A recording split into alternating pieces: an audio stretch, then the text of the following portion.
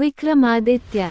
महाराज विक्रमादित्य के बारे में तो आप सब जानते ही हैं कि वे बड़े साहसी, निडर और न्यायप्रिय राजा थे।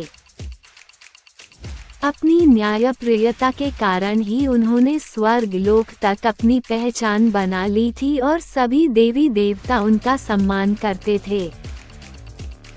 आज हम आपको उनका एक किस्सा सुनाने जा रहे हैं, लेकिन कहानी में आगे बढ़ने से पहले अगर आपने अभी तक वीडियो को लाइक नहीं किया तो लाइक कर दें और चैनल को सब्सक्राइब कर लें, जिससे आने वाली वीडियो का संदेश आप तक पहुंचता रहे।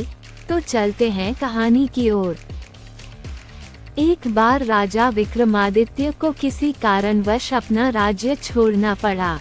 घूमते घूमते वे एक दूसरे राज्य हौलापुर में आ गए। विक्रमादित्य को पता चला कि हौलापुर का राजा प्रतिदिन रात को अपने शयन कक्ष के द्वार पर एक नया पहरेदार नियुक्त करता है और सुबह उस पहरेदार को राजदरबार में बुलाकर एक प्रश्न पूछता है। उत्तर न दे पाने के कारण उस पहरेदार को फांसी की सजा हो जाती है। इस प्रकार शयन कक्ष पर पहरा देने वाला कोई पहरेदार जीवित नहीं बचता है, क्योंकि कोई भी उत्तर नहीं दे पाता है। राजा विक्रमादित्य को ये जानकर बड़ा आश्चर्य हुआ और उनके मन में इस भेद को जानने की इच्छा हुई और वे हौलापुर की राजसभा में पहुंच गए और उन्होंने हौलापुर के राजा से निवेदन किया कि वह उन्हें एक रात के लिए अपने शयन कक्ष का पहरेदार नियुक्त कर लें। राजा तैयार हो गया और विक्रमादित्य शयन कक्ष की पहरेदारी करने लगे। आधी रात को विक्रमादित्य ने राजा को अपने शयन कक्ष से बाहर निकलते देखा।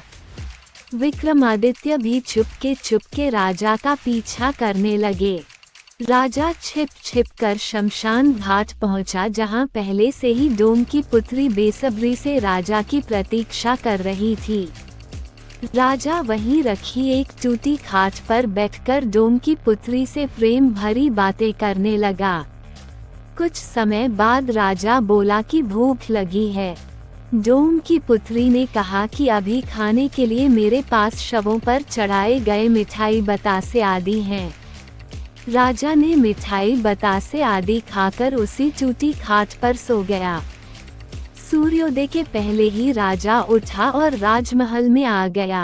राजा से पहले ही विक्रमादित्य भी राजमहल पहुंच गए और शयन कक्ष की पहरेदारी शुरू कर दी। जब राजदरबार लगा तो राजा ने शयन कक्ष के पहरेदार विक्रमादित्य को बुलाया और कहा, कहो पहरेदार, रात की बात। इस पर विक्रमादित्य ने कहा, महाराज, संकेत के रूप में कहता हूँ ताकि राजदरबार और आपकी गरिमा बनी रहे। इसके बाद विक्रमादित्य ने कहा, भूख न जाने जूठी भात, नींद न जाने टूटी खाट और प्रेम न जाने जाति कुजाति।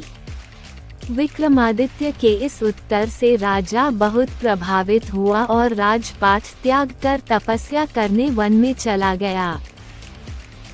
दोस्तों, ये कहानी आपको कैसी लगी, प्यारा सा कमेंट करना।